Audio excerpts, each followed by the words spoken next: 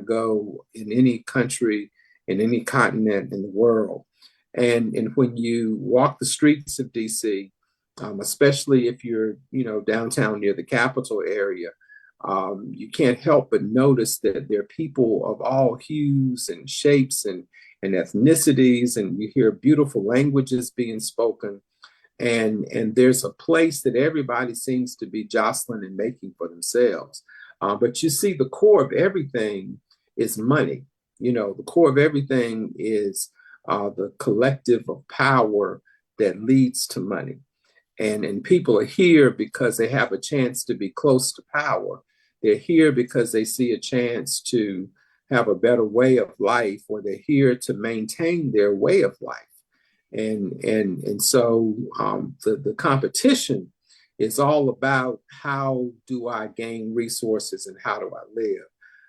If you have thoughts about what America should be as opposed to what America is, then please call in and talk to me. 252-937-7400, 919-872-9210. That matters because what happens here reverberates throughout the United States and in our communities. And I think sometimes we get stuck thinking that things that only happen in Rocky Mount are just about Rocky Mount, or the things that happen in Raleigh are just about Raleigh. No, everything is interconnected and interrelated. And so when I think about the challenges that the sanitation workers are having about their compensation being fairly and equitably considered, as well as the compensation of the paramilitary departments in the city of Rocky Mount, like the fire department and the police department, when they're at the table saying, treat me right, fairly evaluate who I am and what I'm doing, then that conversation is not just about Rocky Mount. It's from a concept of who deserves to get paid for what. That's something that is very, very, very prevalent. You look, it's happening in Durham. Same thing is taking place in Durham. It's happening across the nation. In Seattle, Washington, after George Floyd was killed in Minnesota, Minneapolis, down the street from an OIC, by the way. We'll ask Lewis to talk about that when he comes. Cities around the nation responded to that brutal death by law enforcement as really a critical way of evaluating what the role of policing and law enforcement was and is in their societies.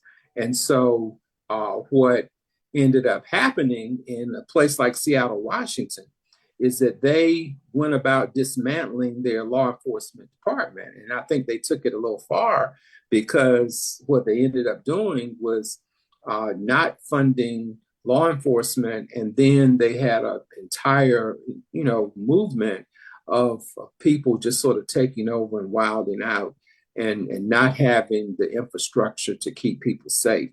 So I think there is a continuum of consideration. Then you got the other end of it, where I was reading something in one of my apps about these 6 officers somewhere in the South. I don't know if it was Louisiana, Alabama, or Mississippi, where these 6 officers are being charged, and they've been convicted of federal convictions of targeting these 2 Black men because they were in a home with a white woman, and another white man called in and said there are these 2 Black guys in a white woman's house, and 6 officers showed up and they brutalized them, poured chocolate and milk and stuff all over their bodies, their faces, and then made them strip down naked, 2 men, and made them get in the shower together. And then they did some other brutal acts, to them and really traumatized them. And they had a history. These 6 people had a history of attacking and brutalizing Black men. So much so that they were proud of what they did. They felt justified about their actions, and they called themselves the Goon Squad. And so two of them have gotten convictions for or awaiting sentencing. And so we'll just see what takes place. So, in our nation, you got these wide swings of how people are dealing and thinking about the role of government. Today, as I was walking the halls of Congress and in the Senate side of, I mostly spent my time in the Senate today, now meeting with some of my peers from other states in the South, Florida and Louisiana, Maryland, and North Carolina. We were together. And, when you talk to Republican senator staffs and you talk to Democrat senator staffs and you hear the perspectives that they both share or that they all share about what America should be doing, how the money should be spent, you find that there are some places in the middle that people can agree on.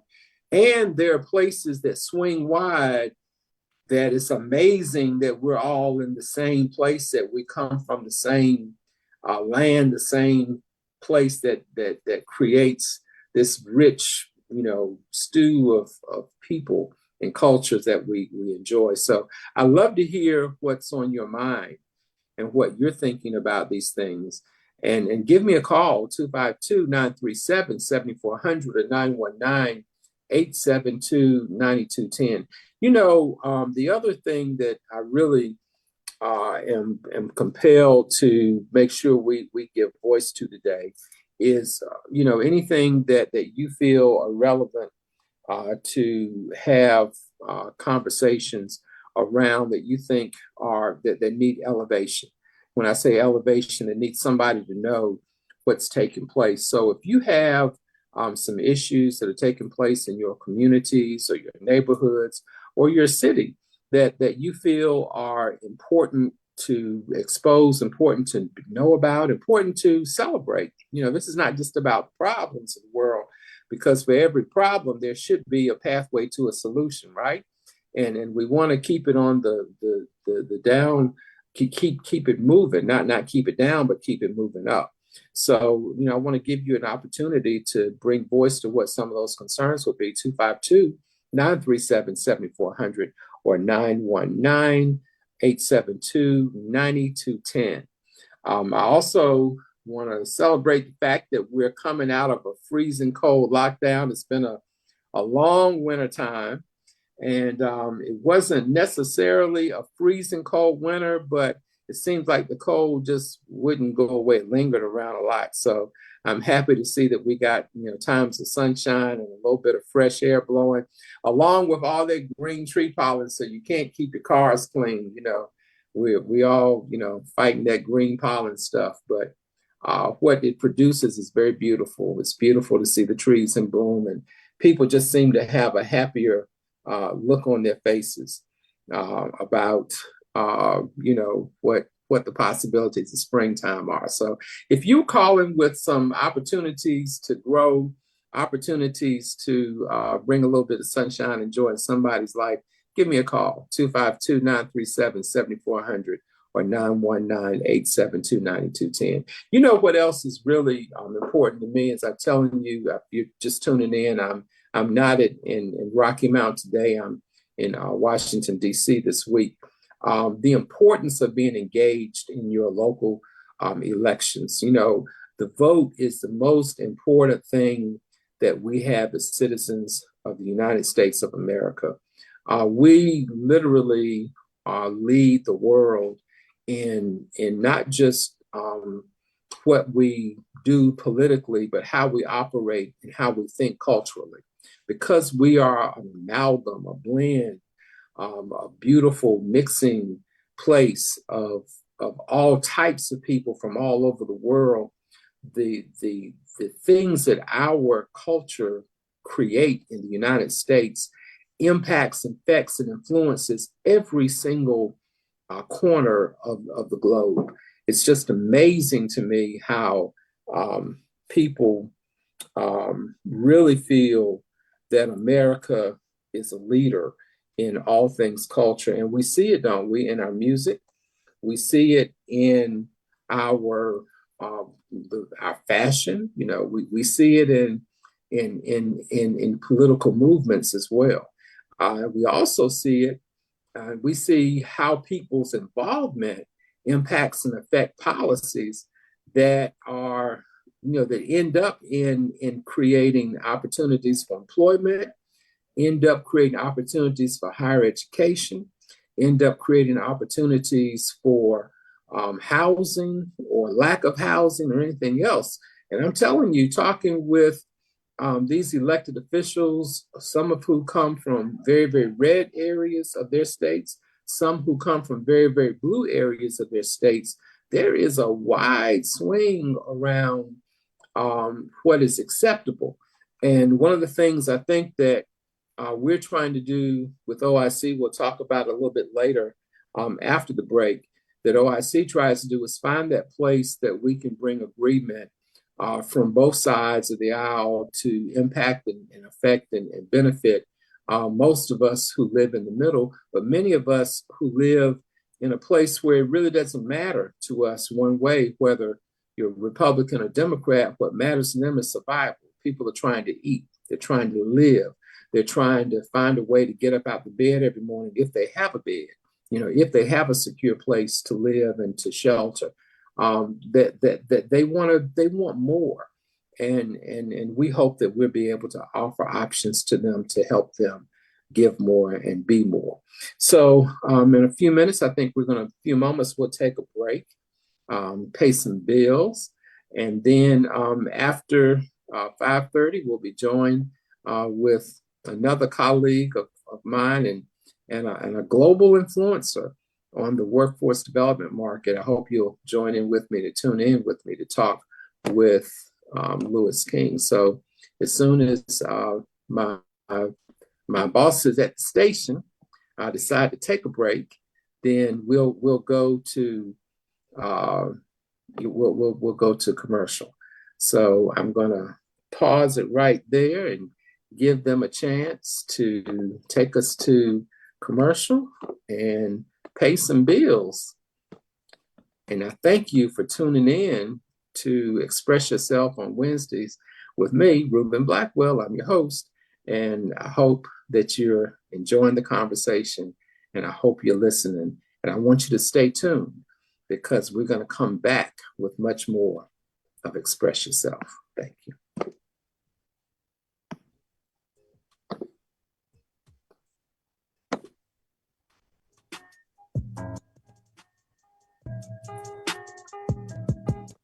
Choice. I'm doing rich. Pretty. I'm doing rich. I'm doing rich. Pretty. I'm doing rich. Rich Tiz. Super fine. Live from the NC Black Alliance Weather Center. ncblackalliance.org. Choice FM weather. Current temperature right now is 69 degrees. Temperatures will dip overnight, but only into the mid 50s. Now, tomorrow is going to be a little bit cooler than it was today with a high of 62 degrees, but you'll see nothing but pure sun. So definitely enjoy that. From the NC Black Alliance Weather Center, I am JC Law with the People Station Choice FM. Pop's Diner, 132 South Church Street, Rocky Mount. Juicy burger, hot, delicious wing, yummy spaghetti, and the first pizza to ever be served downtown Rocky Mount. Hot, delicious pizza and more at Pop's Diner. Pop's Diner for hot dogs. Pop's Diner for lunch. Open daily from 11 till 7 p.m. City workers get the Pop's hookup. Pop's Diner open from 11 a.m. to 7 p.m. Wings, pizza, burgers, spaghetti, salads, and more. Hot, fresh, and fast at Pop's downtown Rocky Mount. Open 11 a.m. to 7 p.m. Monday through Saturday. 310 If you a bad chick, run it up. This Friday night, Touchdown Sports Bar present 310 baby. Do it right. Do it. Touchdown Sports Ball, Right. 3601 New Bern Avenue, Raleigh, 310 favor. I'm seeing she ain't come to play. Back it up. Doors open at 9. Must be 18 and up to enter and 21 and up to drink with tight security. This Friday night, Touchdown Sports Bar presents 310 favor. Run it up. Those two, run it up. Get your tickets at eventbrite.com. Search Touchdown Sports Ball. Performing live this Friday night, 310 favor. Hey, Raleigh, Wake Forest, Durham, Morrisville, Gary, TTH Family Dentist is thrilled to welcome new patients back to our state-of-the-art office, 2880 Slater Road, Suite 103 in Morrisville. Dr. Tasha Hinton, with over 20 years of experience, is here to make your dental visit extraordinary. And Dr. Hinton is a specialist in treating patients with special needs, including autism and cerebral palsy. Hi, I'm Dr. Hint at TTH Family Dentistry. Your smile is our priority. From x-rays and cleanings to extractions and gum disease treatments, we got you covered. For your appointment, call 919-388-3719 or visit tthfamilydentistry.com. That's tthfamilydentistry.com. And here's something that will make you smile even brighter. Dr. Hinton can enhance your radiance with therapeutic Botox and smile enhancement. Therapeutic Botox and smile enhancements at TTH Family Dentistry. Look and feel your best self. TTH Family Dentistry. TTHFamilyDentistry.com. Watts Chapel Missionary Baptist Church with Reverend Dr. Harry L. White Jr. online at wattschapel.org and live this Sunday at 9:30 on Choice FM. Choice FM is live at 5. It's like this, the South got something to say. That's all I got to say. Reuben Blackwell, and express yourself on Choice FM. And thank you so much for listening and joining me today to have good conversation and good chat about what's happening in our state, what's happening in our cities, what's happening in our neighborhoods, our communities, what's happening in our nation. Hey, I'm in Washington, D.C. this week, and I'm hanging with some great folks from around the country, and we're all advocating for our organizations around the country that deal with workforce development. We're here with OICs of America. In a few minutes, I'll be joined by our president and CEO. But in the meantime, until he gets here, just want to regroup and find out what's important to you. Would love to hear you and what you're talking about. We are talking about how to prepare ourselves as a country to include the things that are important to us as we build and develop a new culture that takes us forward into the future. We're going to be a country that's embracing of other people from other places. We see that folks are really trying to get in here from South America and from Central America.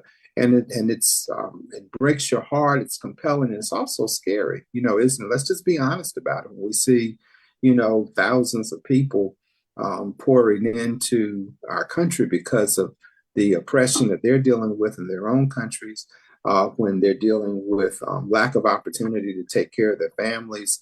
And they come to America because they've been communicated with on social media, on traditional media, about all the great opportunities that America has. And truth be told, and the other side of things is that that there are many industries and organizations that represent industries. They don't tell you this. They market America. They market, come to America. There is a job for you. They do this intentionally in many of these countries because they're looking for alternatives to paying, livable wages and sometimes even minimum wages. And so some of the conditions that people are willing to put up with just to have an opportunity to have a consistent and a regular paycheck, a way to just bring money in. People are being recruited here to work on farms and agricultural settings and environments. And we need them here, don't we?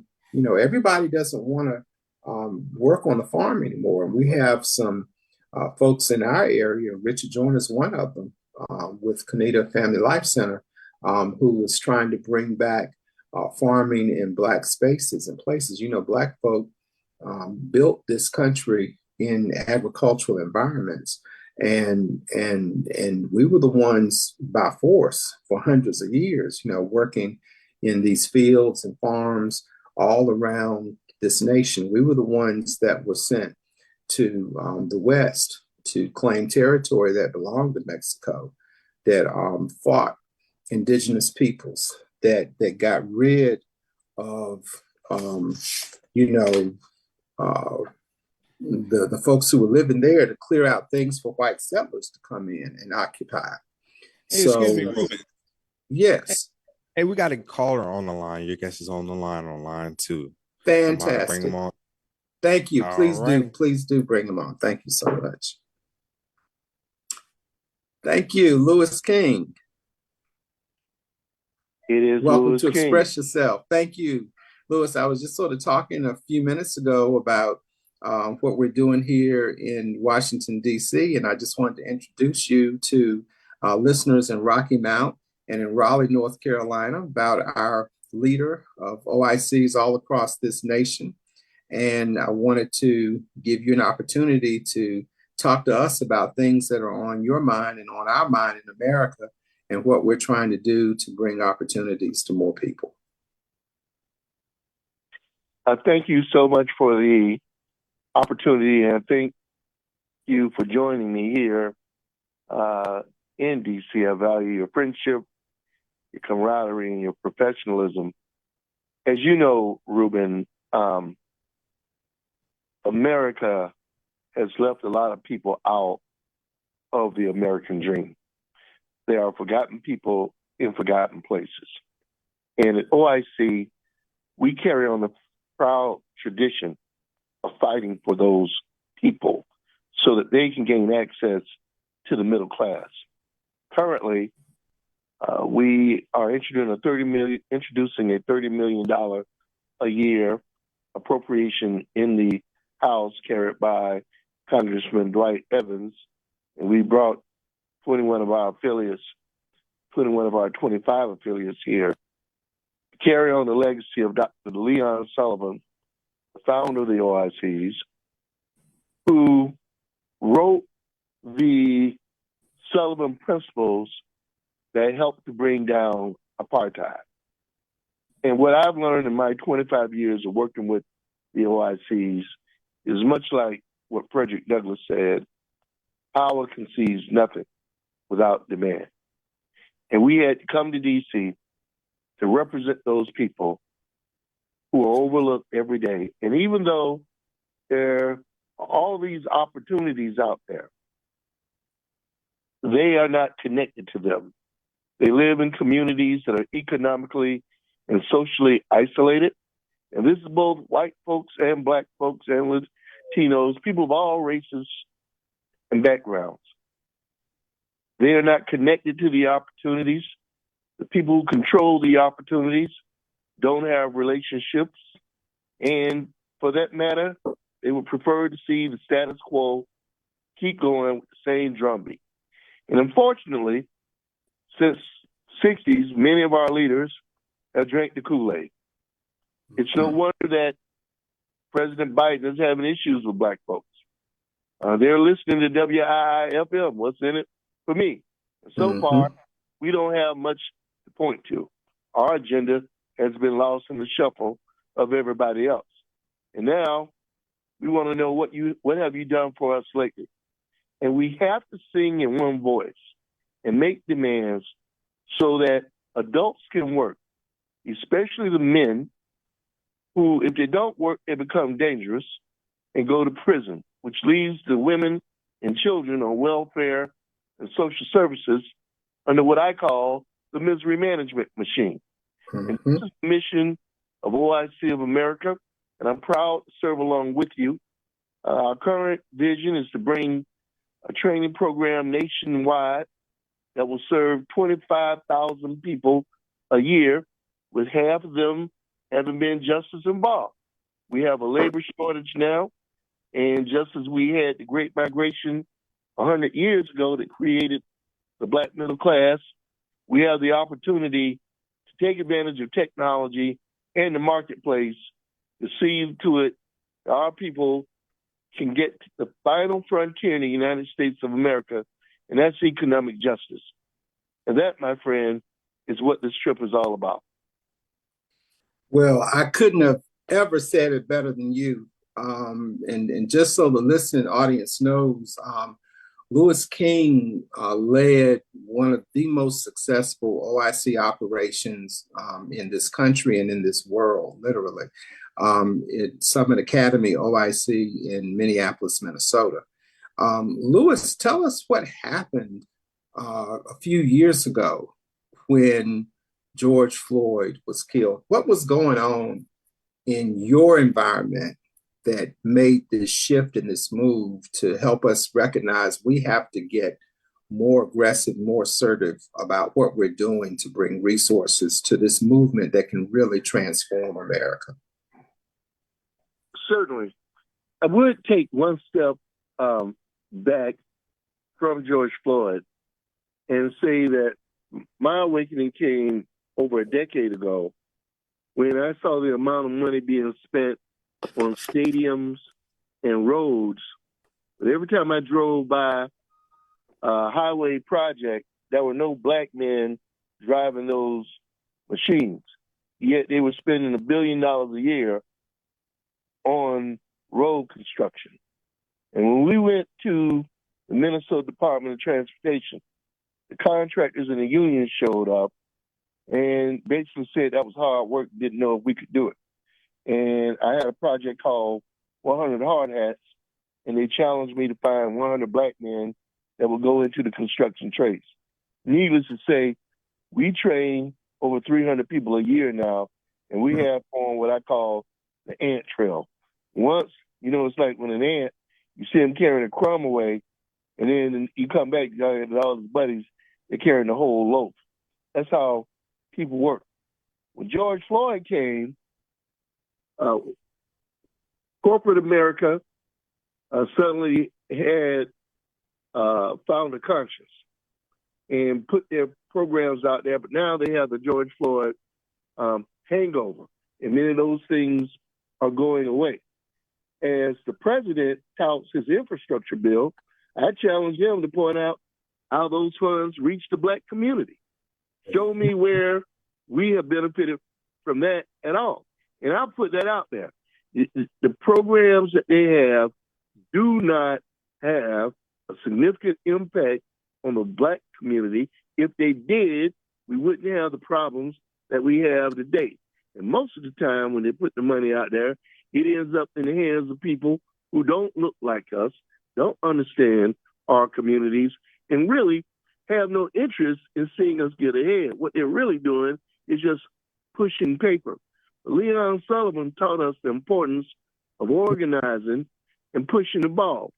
The final thing that's really in the way now, when you get to the economic apartheid that exists in this country, it is not race neutral. And what do I mean by that?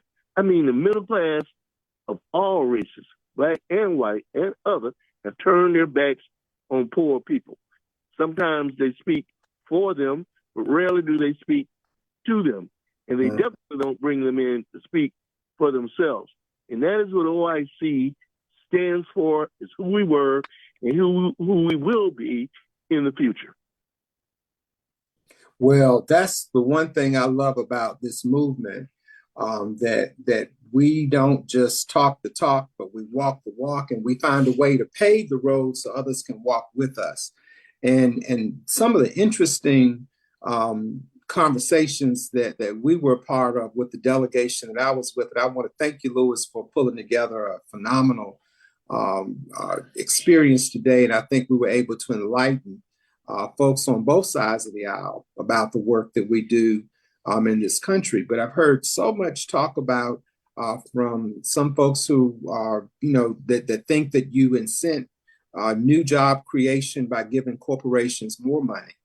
And then others who think that, you just sort of let people choose pathways for themselves and they'll make it work. And so what I'm hearing, though, that there is a hunger and an awakening, no matter where the perspective is, that there needs to be something different that's put in place so that people who really do want to work get a chance to work. And we were just also talking about what's taking place at the border and people, hundreds of thousands of folks trying to get in to, provide labor or not just to provide labor, but to have a better way of life.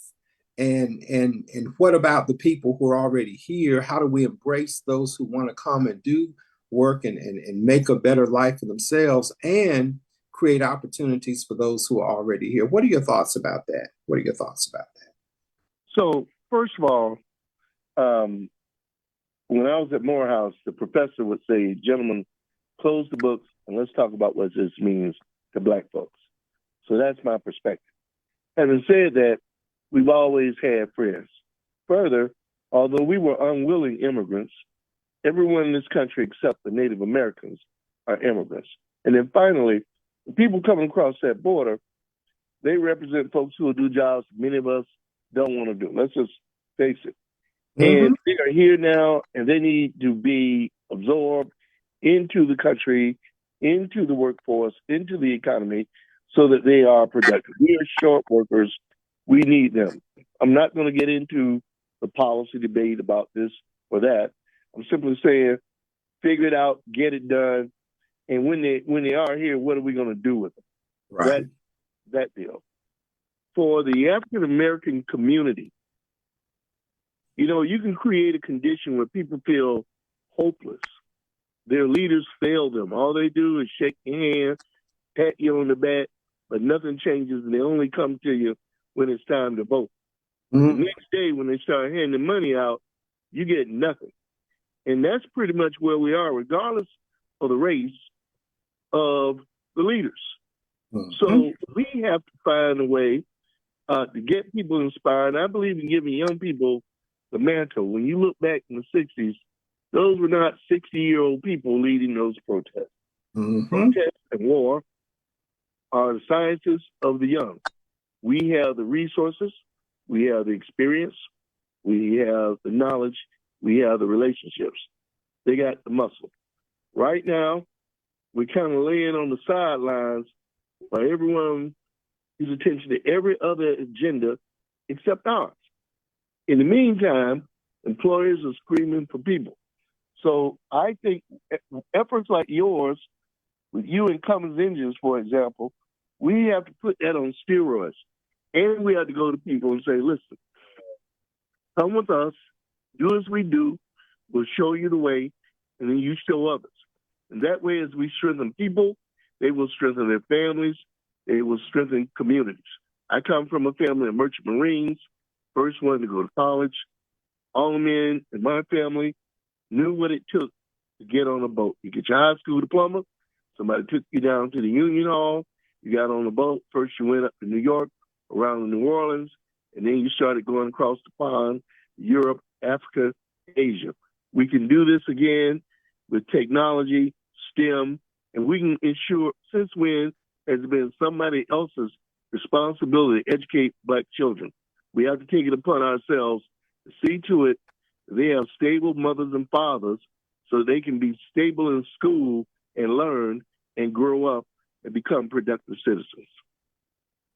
That's on point, my brother. That's on point, Louis.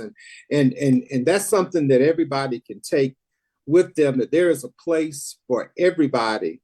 If you desire to make your life better, there's a place at OIC that can help you get there. Louis, before we leave today, I would like you to talk a little bit about one of our most successful programs, which talks about reentry, where it helps people reenter into society as they are coming out of incarcerated situations. We know that with the war on drugs and with the some of the extreme measures that federal, local, and state governments have taken, that Black men are incarcerated at much, much higher rates than anybody else in America, disproportionately so, that we have a much higher percentage of folk in prisons than we do in colleges and universities and institutions of higher learning. And OIC is seeking to turn that tide and shift and make opportunities available for people when they're coming back into society and find a way not just to basically survive, but to thrive and have another opportunity. Can you talk to us about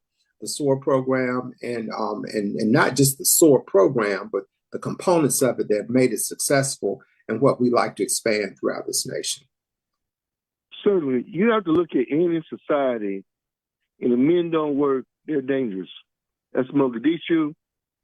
That's the Middle East.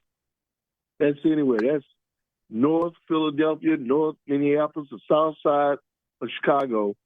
Men are going to find a way to take care of their family.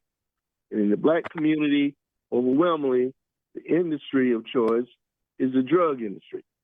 And with the drugs come guns, comes prisons, etc. So right away, the earning power of the Black community is muted because the men go away and don't work. And then when they come back, they can't work any more of the menial jobs. Do you know that the median net worth, that means as many people above as there are below, of a Black household is $44,000 a year. And for Black females, single females, it's $1,700 a year. They have cars and clothes that cost more than that. So what have we been relegated to is providing an income for other people. The SOAR program allows us to go into the prisons to say to people, if you want to find a better life when you come out, if you want to do more for your family, we'll be there with you. We'll help you. We'll point you in the right direction to help you get a good job. And your OIC has been very successful, and I want to commend you and thank you as my go-to guy in getting this done. And now, you know, we got funded by Blue Meridian to the tune of $8 million to go beyond what the federal government allows us to do. We have training in the pipeline that will provide stipends and help people get hope. They don't have to feel stuck, that this is the only life they know and all that they can do. And we're asking anyone out there who believes in justice, who believes in fair play, who believes in the promise that said all men are created equal, life, liberty, and the pursuit of happiness. We ask you to join us in this epic journey as we fight for the economic freedom of people all over this country. That's incredible. And Louis, we thank you, my friend. Thank you for your leadership. Thank you for the way that you have pulled our nation together. And thank you for opening up doors for all of us to do our work better and to do it more efficiently and to serve more people. I truly believe that you're going to be a global leader. You are a global leader in workforce solutions and an opportunity to help our communities grow in ways that we've never been able to do so before. Thank you for being a great guy too. Louis King is a phenomenal man, and we share almost everything together, except we both in 1911. We're at opposite ends of the pole, but our hearts are knit together. Our hearts are knit together. Thank you. Right. Hey, remember this, you're the younger of the two, all right? That's okay. I'll take that by a few months. All right, Reuben. All right, man. Thank you so much. Appreciate your time. Thank you for your availability and keep doing the great work. Thank you. Thank you. Have a good day. Same to you, man. Thank you. So now we've heard today from Louis King, who is the former chief executive at Summit Academy in Minneapolis, Minnesota, and who now leads the whole movement of OIC across this nation. And I believe soon across the world. He also staffs the board of directors for OIC of America. And you've heard from him, heard from the horse's mouth, literally, about how we are working together across this nation to try to find ways to build pathways for people to have better lives, especially poor people. We're not afraid to say that word poor. You know, folks have a tendency to want to gloss over the hardships that have been baked into American society for Black people in particular. There's been, no matter what anybody else has suffered or dealt with, and I'm not minimizing, I do not minimize the horrible journeys that people of Latino descent have had to deal with, and the tragedies and the horrible traumas that they've experienced have been terrible. And I'm one of the people who welcome folks into our country to say thank you for being here. Thank you for doing things and working in places where I might not want to work anymore, but that are critical to be able to do those things.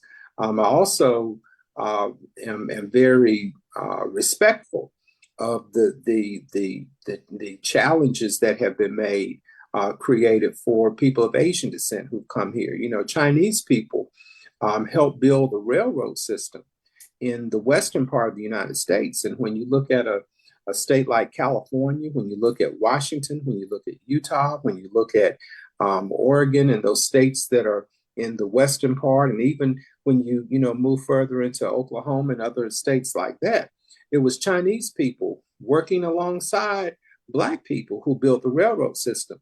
In the southern part of the United States, then I'm telling you, in the southern part of the United States, it's Black slaves who built the railroad system. Rocky Mountain. Every time you look at that train come through Rocky Mountain, you get frustrated about whether you're on the Nashville, the Edgecombe side of that train. Those railroad tracks were laid by Black slave labor. So I have a respect for what people have gone through, but nobody endured slavery but Black people in these United States. So that's something that I just have to emphasize, that we're still recovering from hundreds of years of intentional exclusion, intentional segregation, intentional separation.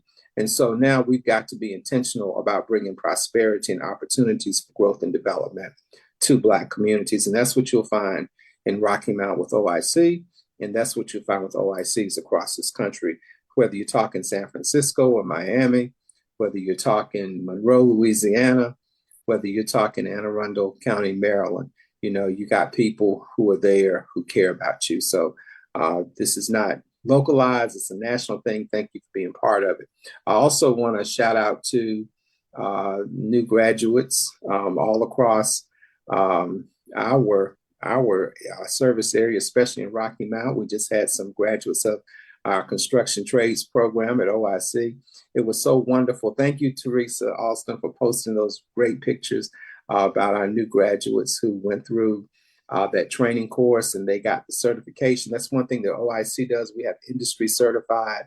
The letters, the piece of paper does matter, folks, the accredited training. We're so excited about all of those. Did you see that class full of Black men who had a second chance at it? Beautiful picture. And maybe I'll post it on my page so that Choice can post it on their page so you can see it. See what those faces look like of hope and excitement, and the fact that they completed something that they started before is so important that we give people shout outs. So I want to thank you for being inspired enough to come here and discipline yourself and learn something and become proficient at what you do. And we're also looking to see entrepreneurs created. A job is great. And I got a job. I'm thankful for my job, But one thing about my job, I can do well and I try to work hard at it, do a good job. But when I die, I can't bequeath my job to my family. But you can do that if you own your own business. So you're going to see some things coming out of OIC in the days, the weeks, the months ahead that are doing more to create opportunities for Black people in particular, but all people to be able to, to be able to say, I own my own business, and not just have a business, but to have a successful and a thriving business. So we have more information that we'll bring to you in the future. But we've had a really good show today, and I thank you for listening to me. We're going to give you a final chance to give me a call. You got 2 more minutes. You can call me at 252-937-7400, or you can call me at 919-872-9210 and talk to me for another minute or two. I love to chat with you. I know it's late, and I hope by now you've made it to your destination or very close to getting there. And I hope you've had a good time listening and some inspiring conversation. If you hadn't heard Louis King before, you'll have a chance to hear him again He is a dynamic individual who really believes in what he's doing, a wonderful organizer, and a fantastic leader. I'm just privileged to be able to work alongside him, privileged to be able to serve in the ranks that help bring opportunities for hundreds of thousands of people across this nation. I'm also privileged to talk to you, and I'm privileged that you take time to listen to me every Wednesday from 5 to 6 p.m. on the hottest radio station around that I know, Choice 92 FM. We're appreciative for Choice and the opportunity to bring enlightenment to our communities, opportunity to bring good information and maybe have people talk that you might not hear in other spaces and places. Well, this is the place that you tune in to get that done. So we're counting on you, not just to listen, but to give us a call and talk back with me every week from 5 to 6 p.m. And this is Reuben Blackwell, and this has been Express Yourself. And thank you for listening to us. And I want you to have a great week. We're making it over the hump. I'll see you next week. Bye-bye. This is WRSV, Elm City. Turn Up. Choice FM. Make me sweat, make me harder, make me lose my breath, make me walk.